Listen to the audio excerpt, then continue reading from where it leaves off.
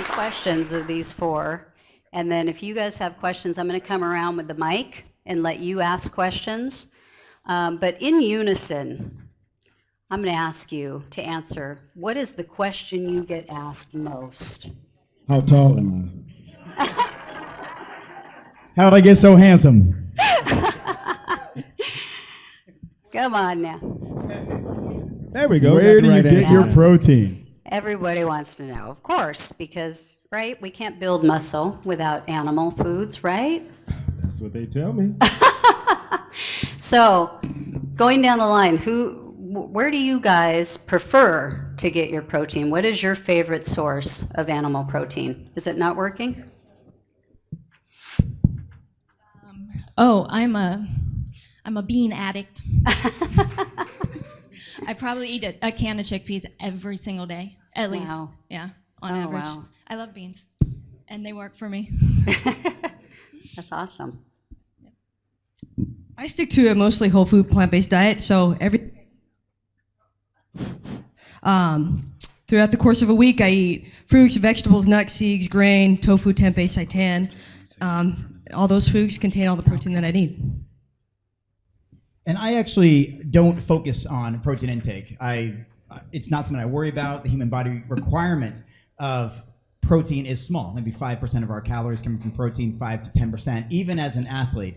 And it's just not something that is on my radar. What I do focus on is the requisite calories that I need based on my own body. You know, my gender, age, height, weight, activity level is going to dictate a certain calorie number that I should aim for in order to maintain weight or to alter it to burn fat or build muscle or alter my physique. And so I focus mostly on just a wide variety of plant-based whole foods, kind of like Vanessa said. I mean, I just eat food and protein intake. It's anything I worry about. If I get adequate calories from real food, I get adequate protein.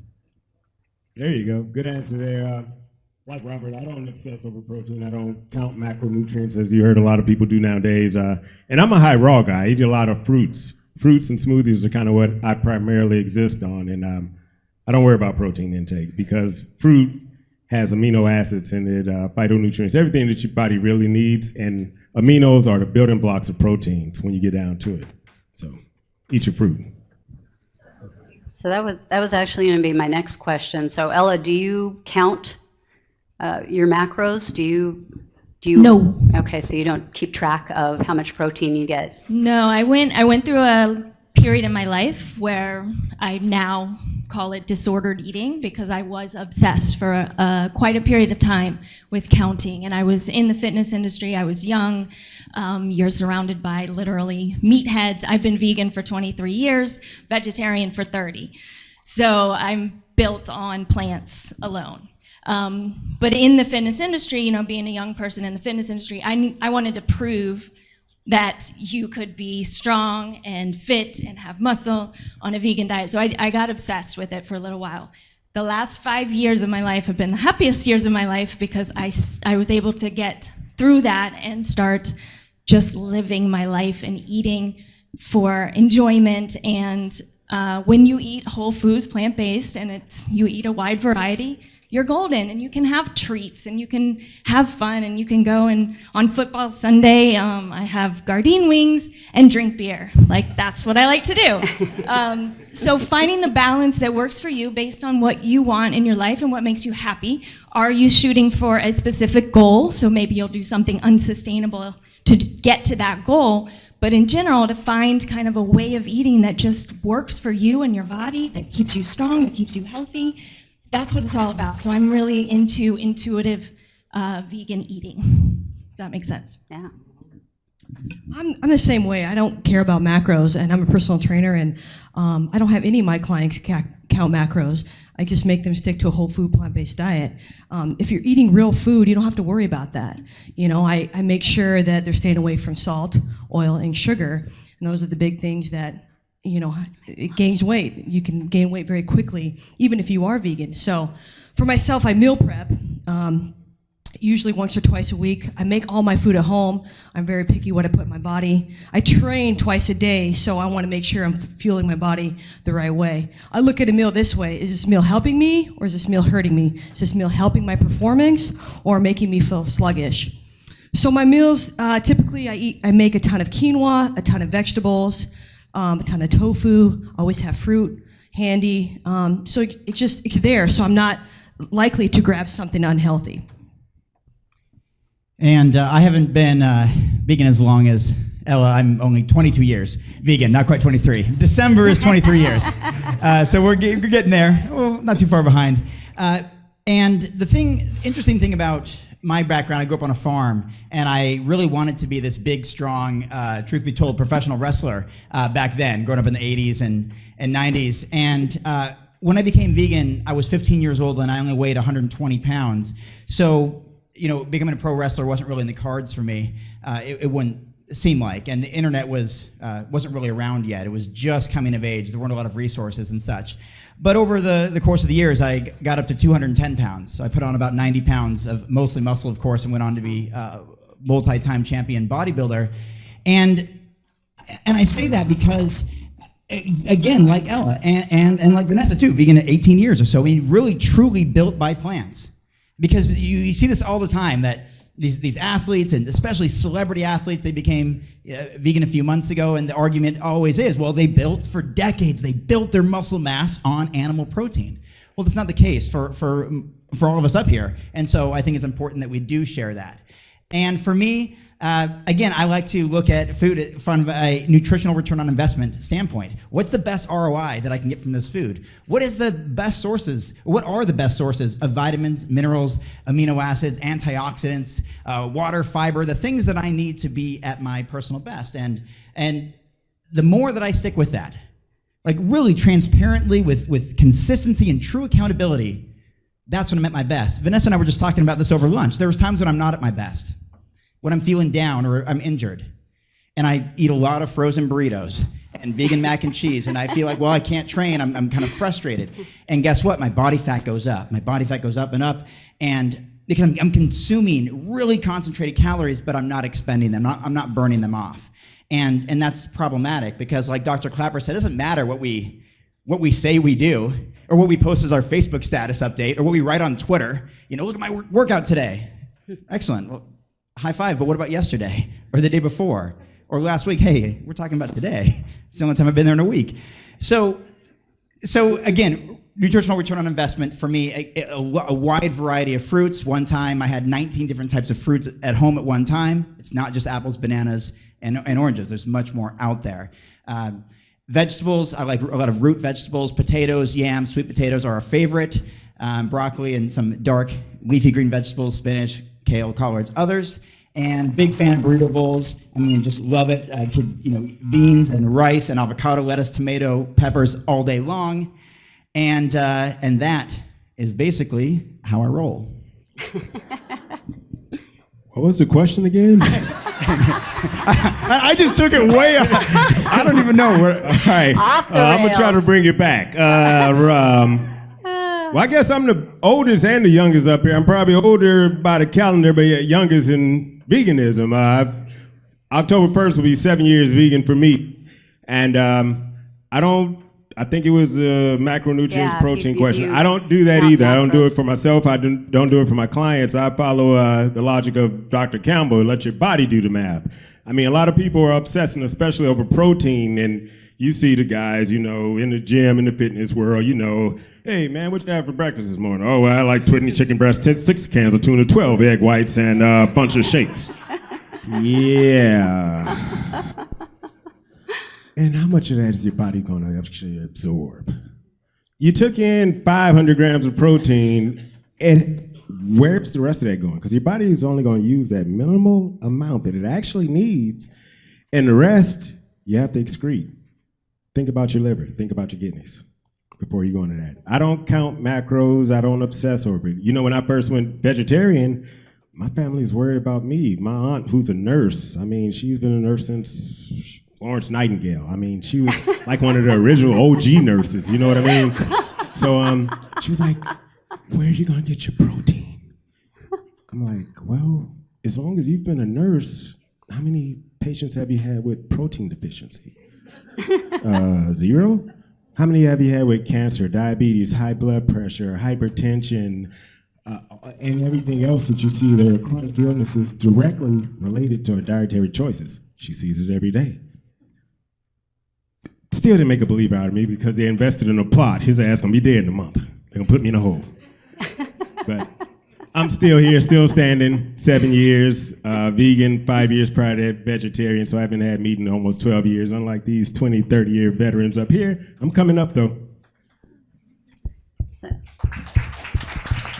you're awesome.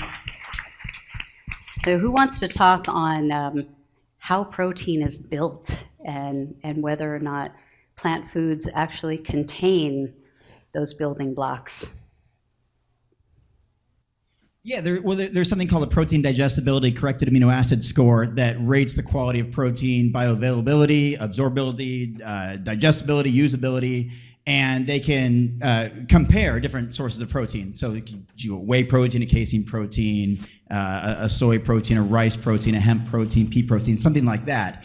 And when I was first researching this, I was doing a sports massage therapy program, and we were studying nutrition, and we were studying all these other things aside from just anatomy, physiology, and stuff. I did a paper on that. This is back in the late 90s, early 2000s. Oh, wow. It was basically how does soy weigh up against whey? You know, little play on words there.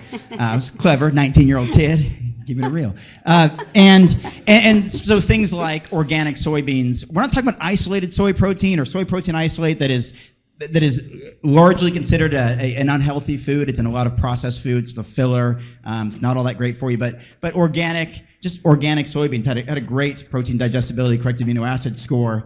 And there are so many. I mean, most foods are inherently, most plant foods are complete proteins because they have all the essential amino acids. Some have a little bit small, like maybe a hemp protein's low in tryptophan, where it's lower than some other foods, but they still have amounts of all essential amino acids, and they pool together over time. So you have, it's just not, you don't have to have all these, combined rice and beans in one single meal. That's silly. It's much more of a collective pattern over the course of a day, over the course of multiple days, of how our body just uses the nutrition available. And so protein is something that, like Will was saying, this is very, very important. Almost everyone in this room has either obsessed about protein or knows someone who is obsessed about protein. Yet almost nobody in this room knows anyone with a true case of protein deficiency. We're just scared of something that doesn't exist in our culture. It's just not there. And we also focus on, well, more is better, right? More protein. If you look at it's on the marketing, it's one of the top marketing and advertising and sales things. If you go to any grocery store, any health food store, yogurt with protein, even almond milk with extra protein, nut milk protein, I saw it. Whatever it is, a burrito with extra protein. This is something that if more were better, that would be great. But also, like Will said, you have to think about the adverse effects that high protein intake can have on your liver, on your kidneys, on bone density, on digestion, on energy levels. There's a net loss there with a higher protein consumption. And just real quick, I don't want to take too much time here, but I also did an experiment myself, just first person anecdotal thing I was consuming as a vegan bodybuilder because I got into this bodybuilding sport in the age of just popular bodybuilding stuff. There wasn't a lot of vegan literature out there, so I was eating 5,000 calories a day, 300 grams of protein a day. I would literally be falling asleep with half a Cliff Bar in my mouth, just trying to get my 7th Cliff Bar in for the day. I once ate 18 tofu hot dogs in a day. Has anyone beat that? Okay, good. I've been on tour 13 years. Record still stands.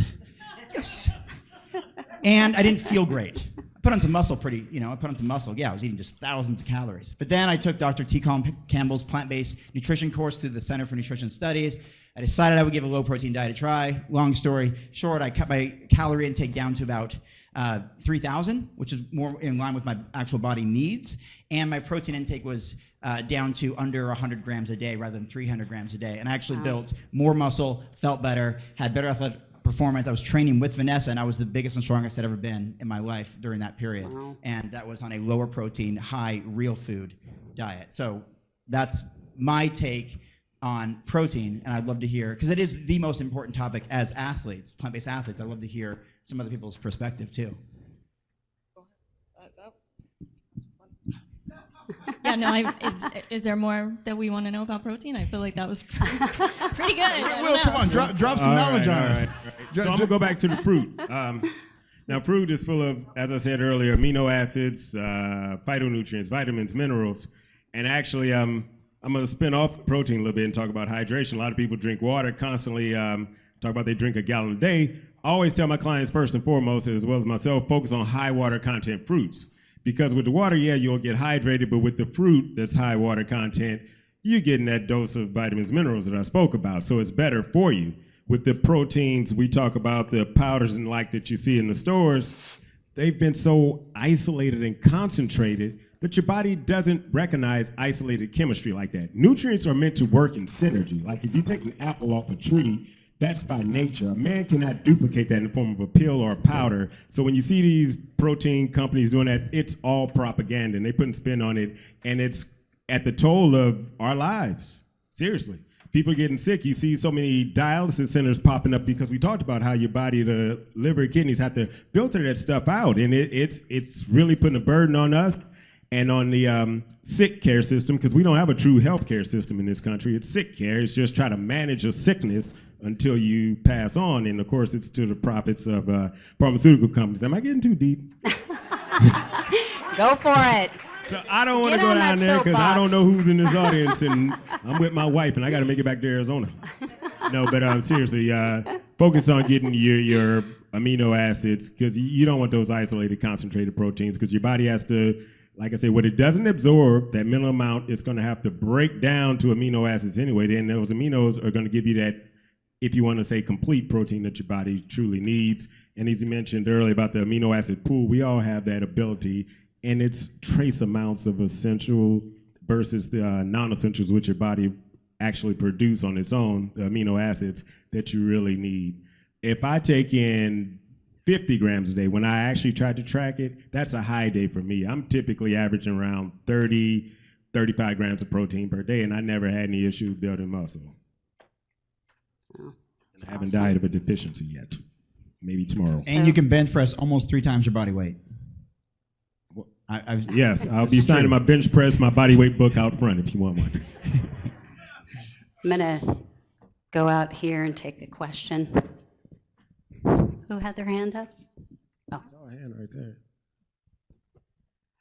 Well, I have a question. Not everyone has 4 or 5 hours a day to work out. 4 hours? I appreciate. That's a job. I heard someone say, someone said they work out 3 hours a day or something like that.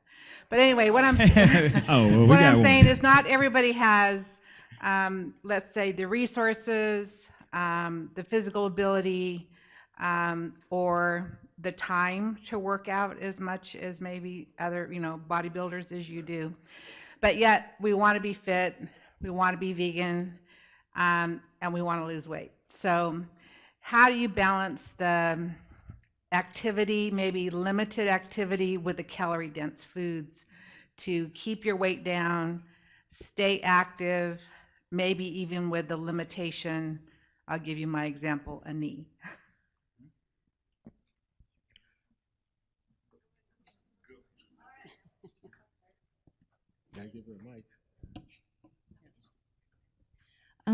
Great question. So, and are you currently working out at all, just out of curiosity? Outside of walking the dog, no. Okay. Well, the thing is, there are different goals, right? If your goal is to be a healthy, active, lean, strong individual, there's no need to work out. I mean, I don't work out 3 hours a day, but that's not my job, right? So it's more about becoming active in your lifestyle more than anything, number one. So walking is great. That is a great form of exercise.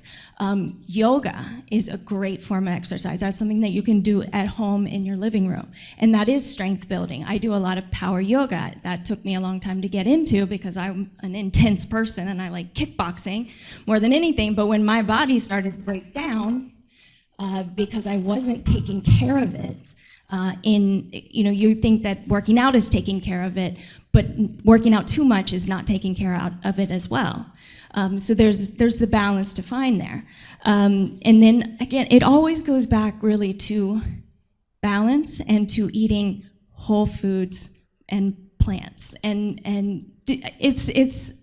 there's so much complication that clients come to me and they say, there's so much information out there. And 10 years ago, there was no information out there. And now there's like so much information. People are very confused, right? But most of... 1, 2. 1, 2. Most of the people that I work with are needing to just be consistent more than anything as well.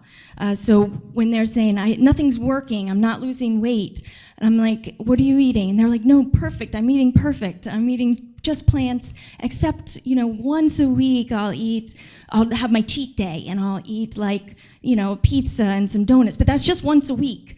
When we can get rid of that and start eating in a way that really fuels our body and looking at it as eating, making choices based on what your values are. If you value your health, to make those choices, then it no longer becomes about willpower, right? When we have willpower, what?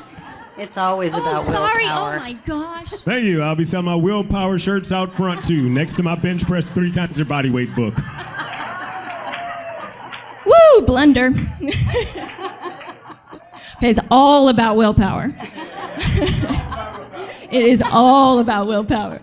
But what I meant was making choices really based on what you care about. Then you're not having to struggle. You're not on a wagon that you're constantly trying not to fall off of. Getting into a routine and a lifestyle that's sustainable for you and having that consistency and listening to your body. That's how I work with clients.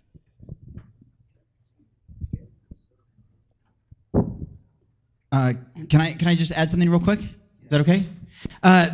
Thank you. And I would just like to add, there's lots of little things that we can do throughout the day. We all have 1,440 minutes each day. That's something we universally share. And there's things that I like to do, some practices. I know for you specifically, might be harder with the knee situation, but this is just one example for everybody, is to take the stairs as often as possible. It's just one little thing, but it burns a tremendous amount of calories. It helps to develop leg strength, bone density, heart and lung strength, and endurance. And it's just a little thing that adds up over time. And one of the things, that's just one idea. We can walk. We can start our day with some sort of movement before we sit at the computer or go to work or go to the office. We can get up throughout the day. I even almost thought about have us all get up here right now and stretch and move around. There's things that we can do all throughout the day, throughout our 1,440 minutes, to prioritize fitness anywhere that we are. Sometimes I even make it fun and with a football game or something. When your team scores, you do 7 push-ups for the touchdown or whatever. If the other team scores, you do 14. Something like that, and so you get a benefit from that. And also, just something Ella touched on this a little bit, and I think it's important to talk about. I think one of the most important words in the world is consistency, because things compound. Positive or negative behaviors compound. For example, let's say we just took weekends off. And what I mean by off is, if we took weekends off from healthy habits, not just off from exercise, but it's the weekend. So we consume a lot of extra calories, more processed foods. We don't move as much. We sit for long periods of time. Perhaps we have calorie-rich beverages, whatever the case is. We take weekends off from healthy living. That's 104 days out of the year. Does that sound like a big chunk of our life? It really is when we think about it in that kind of way. And so things compound over time, positive or negative habits or behaviors, and you don't run a marathon tomorrow. You start by going down the aisle here, and then around the corner the next day, and then down through the lobby the next day, and outside the hotel, and you go over time. But if you don't do those steps, you're never going to get there. You're just never going to be able to do it. And that's the same with nutrition. That's the same with lifestyle habits. That's the same with exercise, that it will give you results over time. And we see that. When we're at our very best, most consistent, we have our best results. When we're injured, and I've been there many times over the course of 20 years of lifting weights, I've had to take 5 months off. Will knows he had to help me just carry a very light bag when I hurt my back. This had an effect on me as well. And we see it with our friends and peers and colleagues too. So the more that we can incorporate fun, daily, positive activity and do that consistently, it compounds over time, and then it just becomes part of who we are. Can I ask you each to touch kind of in relation to her question on what you think percentage-wise fitness as far as exercise versus food has to do with your body composition, your health? Like if you had to assign a percentage to whether or not food is more important or exercise, like how much they actually contribute to people staying fit and looking healthy. I think food is 80 to 90% of it. You can't outwork a bad diet. You could train with the best trainer in the world for hours a day and you're eating crappy, you're never gonna get the results that you want. It's impossible. So that's why I stress so much to clients and to everyone that food is everything. Every time you're putting food in your mouth, you're creating disease or you're curing a disease. I mean, food is everything.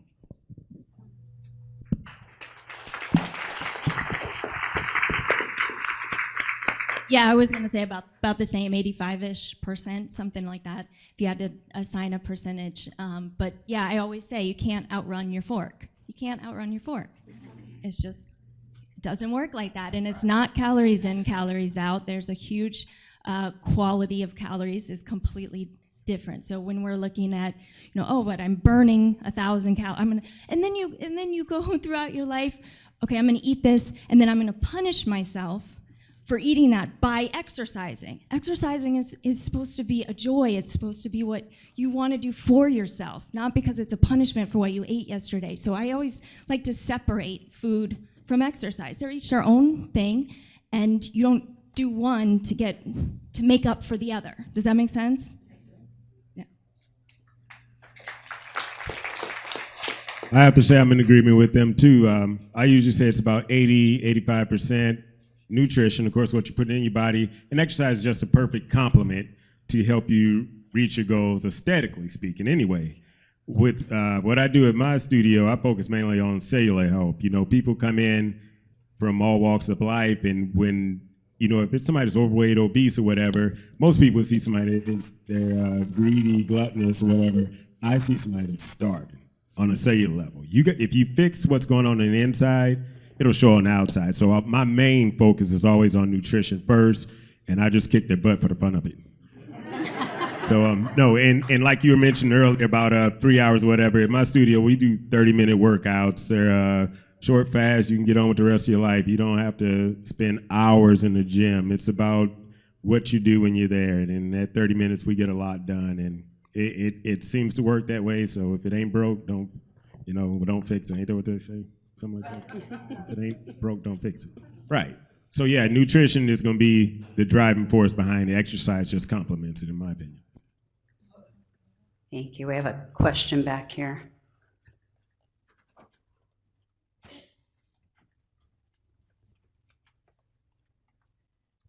You're getting your workout. How important do you believe cardio is versus weightlifting?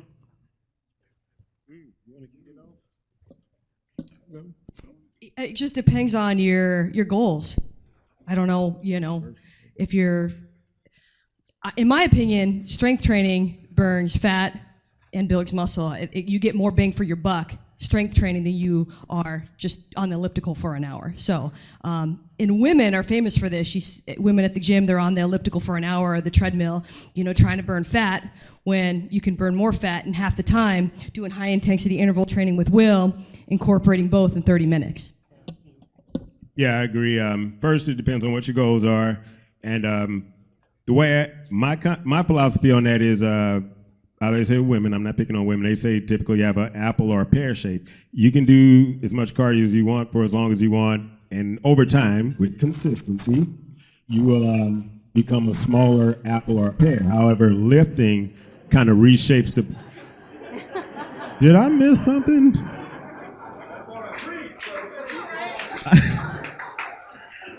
Yeah, I'm serious. It just I totally missed that one. But no, lifting weights will reshape the body. Did it?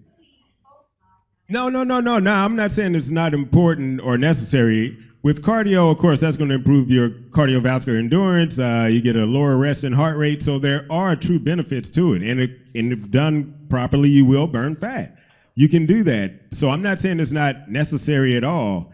However, depending on what your specific goals are and the time frame and everything else, I personally like to incorporate more strength training because you get it impacts your bone density in a positive way. You build muscles. It helps boost metabolism. I prefer more lean, sculpted muscle over just a smaller frame of, softer muscle. So, man, y'all, I missed it again. What y'all?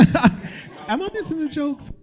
So that's kind of what I prefer. That's just my philosophy on it. So I don't want you to think it's not necessary at all. It does have a great impact on your heart, your cardiovascular endurance. So.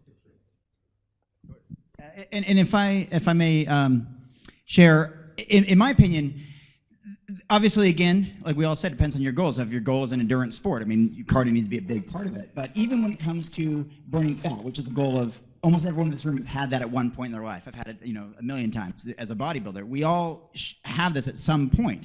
Want to burn fat efficiently. For me, weight training first. When you're properly fueled, you're at your strongest, you get the best return on investment from those muscle contractions. Help breaking down muscle tissue, which then you repair and get stronger over time and build.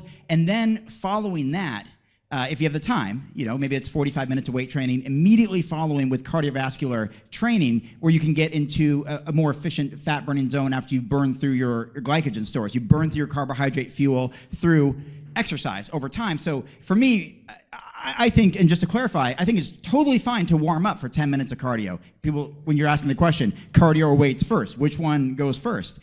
Totally fine to warm up for 5 or 10 minutes with cardiovascular training, but I would use your energy, your strength, your power to do resistance weight training, whether that's free weights or machines or cables or something that's putting tension on muscles in a resistance training form, followed by cardiovascular training, for even if it's just for 15 or 20 minutes, because you're in a more efficient fat burning zone, calling upon fat as fuel when your glycogen stores are depleted. And I know firsthand through 10 years of being a competitive bodybuilder, and even now, when I do these August experiments and November projects where I document all of my training and nutrition for a 30-day period, I'm at my absolute best when I incorporate the Stairmaster into my cardiovascular training. It's just so much different than a treadmill or elliptical or a bike or anything else. And I'm talking about the rotating belt of stairs, that if you don't step fast enough, you fall down.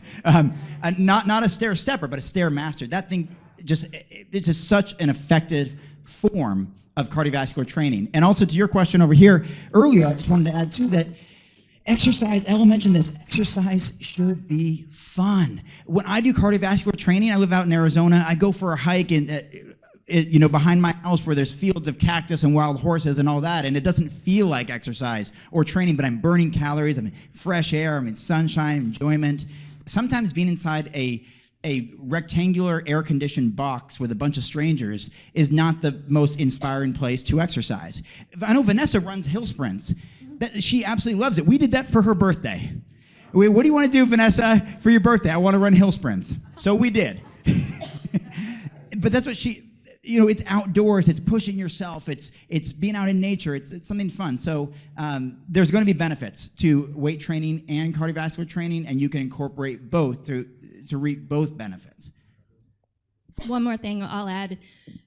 I'm a big proponent at this point in my life of classes and trainers, but classes, finding a class that's fun. So my gym I go to called Sobe Kick, we have kickboxing classes. You're on the bag. You've got great music. You've got great energy. It is fun, and then you're doing push-ups. So it's cardio, but you're also building strength without even weights or very light weights. You'll still build strength with the body weight training and get your cardiovascular work in. So if you've got 1 hour to spend, why do it on something miserable that you're going to get very little physical results from? Yes, your heart will get healthier and your cardiovascular system will get healthier, but I want to kill myself if I get on an elliptical for more than 5 minutes. So, and even the Stairmaster. So I find stairs outdoors, right? And then I get my podcast, listening to my podcast, and I'll get to the top of the stairs and I'll do squats and then I'll come back down. You make it fun, but get a partner. when it's fun, it's sustainable. You can find the consistency. When you're miserable, no way. Let me hit another question. Hi. I have two different questions. So the first one is, do you have any tips for families who want to get into a plant-based style lifestyle? Because I'm there, but my family, I have a 6-year-old who loves fruits and vegetables, but she also eats junk sometimes because of daddy, but no. But daddy is almost there, but he still likes his, he doesn't eat beef or pork anymore, but sometimes he still likes his chicken or fish. And so I just want to know, like, what tips can you give to families who are trying to get their family to be into a plant-based lifestyle?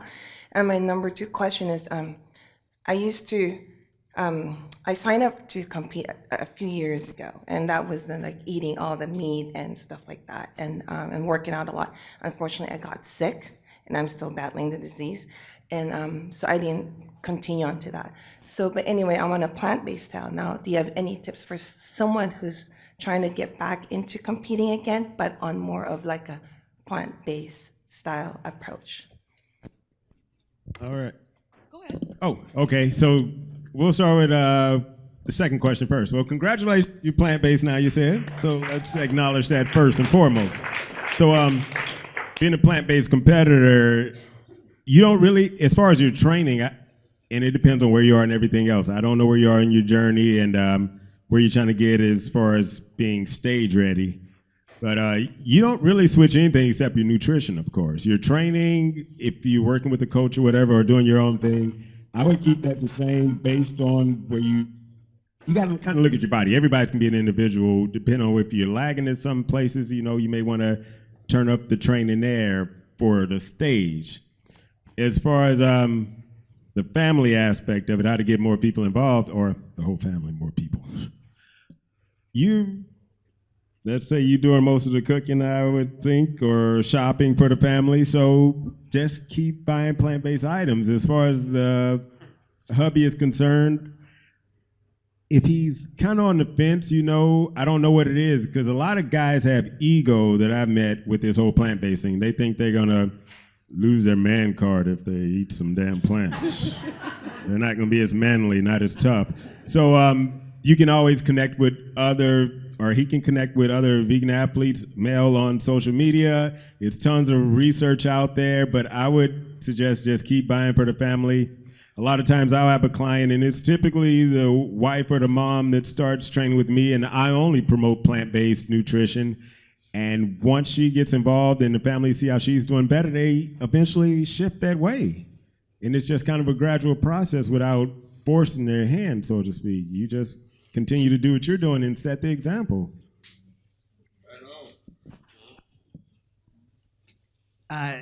There's a quote that I think is really apropos at this time. It's from Chef AJ, who has one of the hottest selling books on Amazon right now. Wow, came out 8 days ago. It reached number 7 of all books. Incredible. Chef AJ, who's phenomenal and a friend of ours, she says, regarding food, and again, regarding families and food and consumption, everything, if it's in your house, it's in your mouth, right?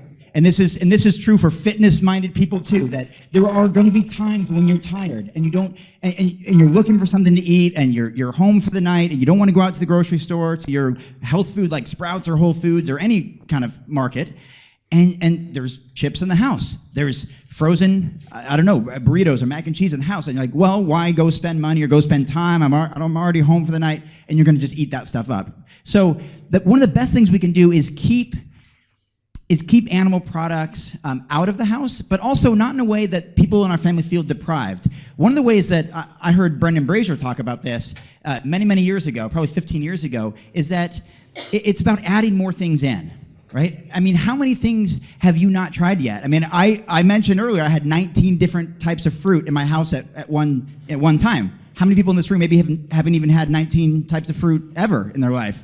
Maybe a lot of us, right? So it's not about I'm deprived of my pizza or burgers or food that I'm used to, but I'm going to add new things in. And the more you add in, especially some things they're relatively calorie rich, like sweet potatoes, lentils, beans, brown rice, oats, walnuts, then we fill up on this nutrient-dense, fiber-rich, vitamin, mineral-rich, high water content, nutritious food.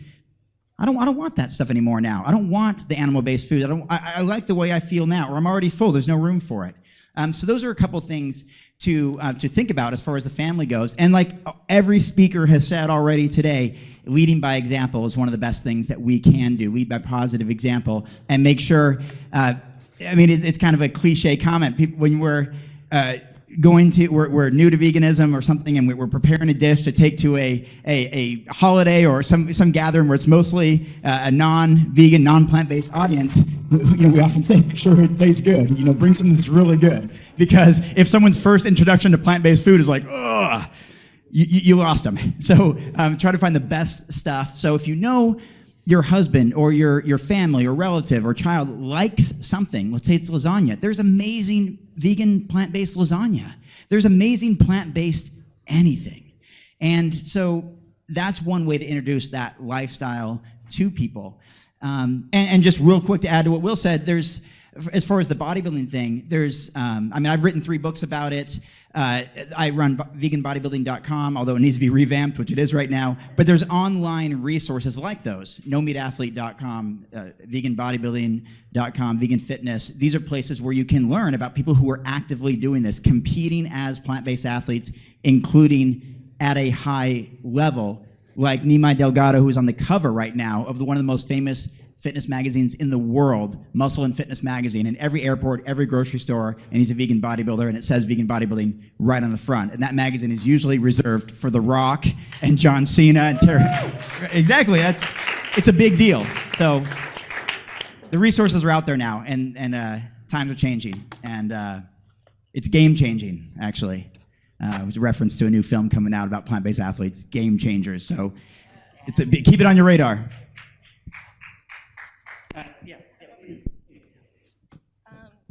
I don't have a family, so I feel a little funny talking about it, but I take a little bit of a harsh stance, and my mom is a preschool teacher. Maybe that's why I don't have a family. But she worked at the same preschool for 40 years. That was my first job.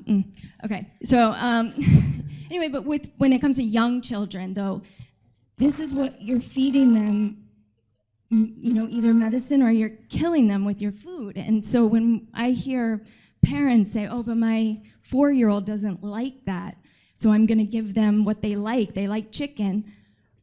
To me, that's awful. Like, they're not going to starve. They will eat what you put in front of them eventually. And then their palate will change. Like all of our palates can change. It takes some time. It takes some consistency. Seems to be the word of the day. But that'll happen for children too. And you just want to think about what you're putting into your child's body. If you're not putting that into your own body, and why that is, why would you put that into your children's body? So let them be hungry for a day or two. Like, they're not going to die. You're not going to be my babysitter. and I don't have kids. I just have 2 dogs. But I have a really good example of this week, actually. A family came to me, and a mom was like, I don't want to feed my kid processed meats anymore. Can you help me? I'm like, absolutely. So I went to the grocery store, and I bought her a ton of stuff. I bought her tofurkey vegan meat slices. I bought her Beyond Meat chicken strips, chicken nuggets. I bought her all the stuff, vegan ice cream. And she actually texted me before this, before I was talking, and she was like, my kids loved everything. So introducing new stuff. They didn't even know. Even cheese, the kids had no idea. And there's so many great products, like Will and Robert said. It's endless out there. It's just introducing new stuff to the kids, and they won't even know.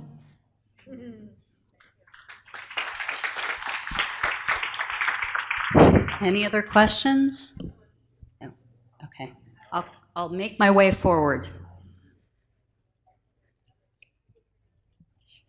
It's along the same lines of what you're talking about, so you may have answered it, but I have 2 teenagers, and we're all, I'm not a teenager, but my kids and I are thin and, high metabolism, so we have a hard time gaining weight. So now my teenagers are trying to build some muscle, and so mainly plant-based, the kids, I am. So thoughts on what to help build muscle or to gain weight a little bit, that, you know, kind of the opposite of losing weight, obviously.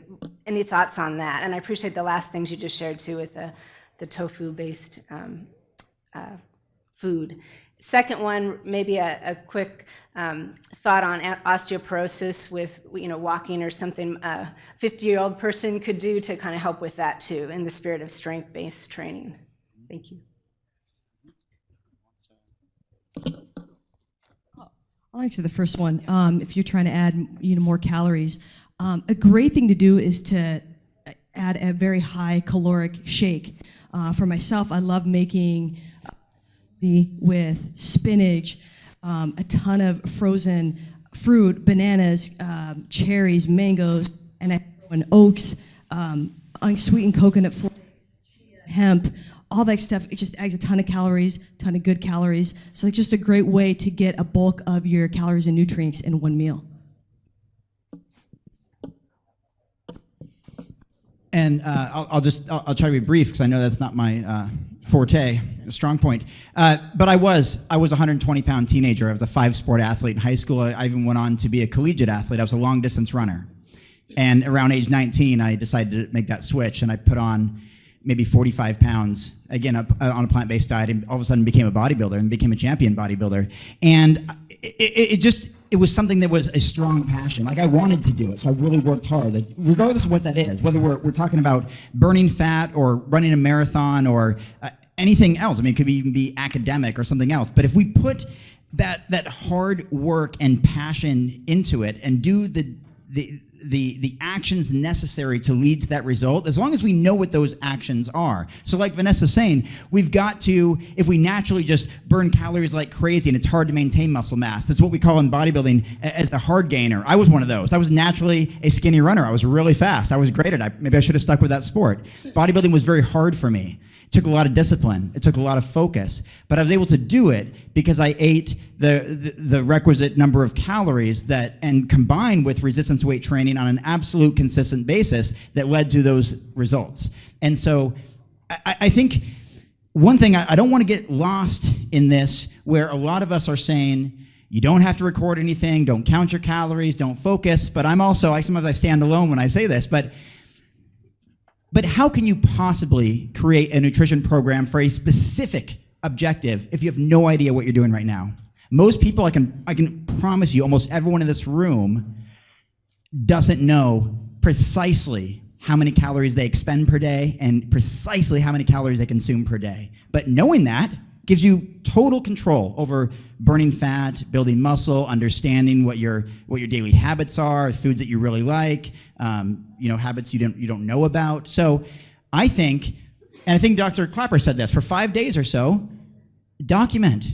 What are you eating throughout the day? Maybe we say, the teenagers are having a hard time gaining weight. Well, maybe they require 2,600 calories a day and they're eating 1,700. Is that scientifically going to put them in a position to build muscle mass?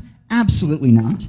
Just like almost everybody here and anywhere in any room, when we've tried to burn fat and lose weight and all this, but without any awareness of it, perhaps we need to be consuming 2,100 calories or so based on our age, gender, height, weight, and activity level, and we're eating 3,300 calories every single day, a surplus of 1,200 per day, nearly 10,000 per week, 50,000 per month, hundreds of thousands per year, which compounds. So we got to know where we are now to dictate where we're going to go. I hope that's helped. And other questions? Oh, and the osteoporosis one. Do you want to shed a question about osteoporosis? I mean, yeah, strength training, weight training.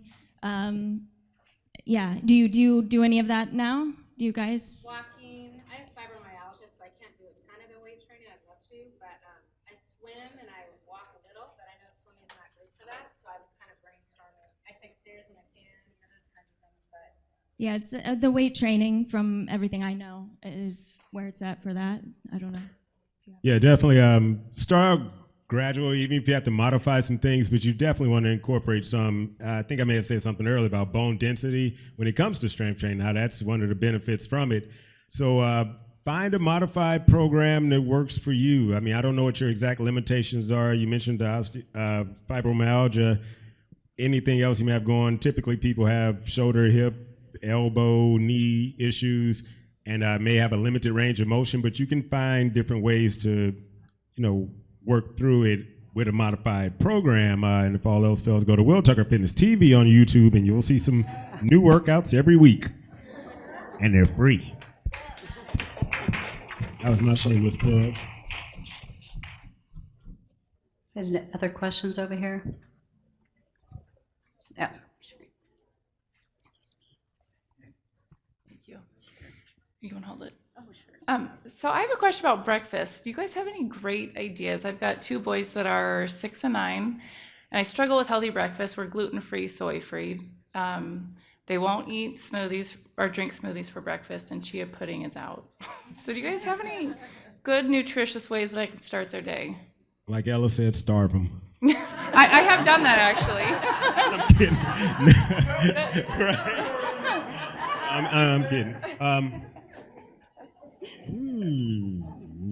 You want to go with that one? I'm a big breakfast person, so a great breakfast has a ton of calories is quinoa. I make quinoa for breakfast. It's something that I eat almost every single day. I make it in bulk. On top, I put a banana, some peanut butter, almond butter. I throw some chia, some hemp, some cinnamon, and I think it tastes great. I think maybe that's something to try. It's gluten-free and tastes great. I forgot what I eat for breakfast lately because I change it up. I try to think outside the box. Exactly, outside the box and the cans and all that. Literally about 3 months ago, I craved a salad when I got up at 6 in the morning. And I do try to do about 12 hours between dinner and breakfast because that's how my body works best. And it works really well for a lot of people that it's not intermittent fasting, but it's just giving your body time to totally digest all your food and kind of start fresh the next day. And I started eating a salad humongous salad with spinach, chickpeas, hearts of palm, tomato, avocado, and I eat really slowly. So I eat that, and that digests, I guess, when you eat really slowly and mindfully eat your food, which is another thing that we work on a lot, it changes everything. At the vegan cruise 2 years ago, I was doing a book signing on the vegan cruise. I think it was, You just dimed her out, huh? Dropping names. Well, there was one of the physicians. We had Dr. Greger, we had Dr. Clapper, we had everybody on there. And what I took back from that was to chew my food. Oh, Dr. Esselstyn? Was it Dr. Esselstyn? Yes. Chew your food. Chew your food. Chew your food. And it changed my life. 2 years ago, my digestion changed completely because I started chewing my food to a paste, and now it's just habit. It took a long time to get there, but now it's habit. And I literally couldn't before work out within, I think it was 4 or 5 hours after eating a meal. I would feel like it was sitting on my stomach. I couldn't eat, so that was part of the obsession that I went through. Oh, I can't eat then, and then I have to work out, so I got to take, there was this whole, thing that went on in my head trying to figure out. When I started to chew my food, I found freedom. I swear to God, it was the strangest thing. But I challenge you all to go home or to go to dinner tonight and chew your food to a paste before you swallow it and see the difference that makes. It's incredible. Nice. I'm not a breakfast eater at all. I practice intermittent fasting. I think the one young lady I talked to at Yorba Linda, yeah, right, we talked about that earlier. So I never eat before noon anyway. So I don't follow the standard model of breakfast being the most important meal of the day. Get up and start stuffing food in your mouth because your body has a certain, physiologically speaking, energy systems. And the minute you get up and start eating, you divert a lot of energy that should be used for other physiological processes on a cellular level. You divert that energy towards digestion. And from there, you kind of setting the tone for the day. So with my clients, I always try to implement some type of intermittent fasting program, depending on, school, work, kids, whatever obligations they have, to set up what's known, I guess, as a feeding window, so to speak. and have a designated start time and end time. In between there, it's not every 2 hours, every 3 hours, not on a feeding schedule like that. It's just a start and end time. And always the first meal is a mono fruit, meaning any type of fruit, one kind, high water content fruit, and that, like she said, setting the day for digestion makes it so much easier, and they get really great results with that. So once again, I'm pushing fruit on you. Okay, and then this is the last one we're gonna take. We gotta wrap it up for Dr. Goldner. My question is about keeping it real about the fact that I'm hoping that all you have is sweet tooth. Okay, so I can eat whole foods all day long, but then it happens. Am I alone? No, I'm not alone. I'm just speaking it, but I'm not alone. So I'm just curious how you handle that part of your day-to-day life. Okay, so up until about 8 months ago, I was in that grip of I had dinner, I had to have my coconut milk ice cream after, right? And now there's so many different kinds of coconut milk ice cream. It's ridiculous, so good.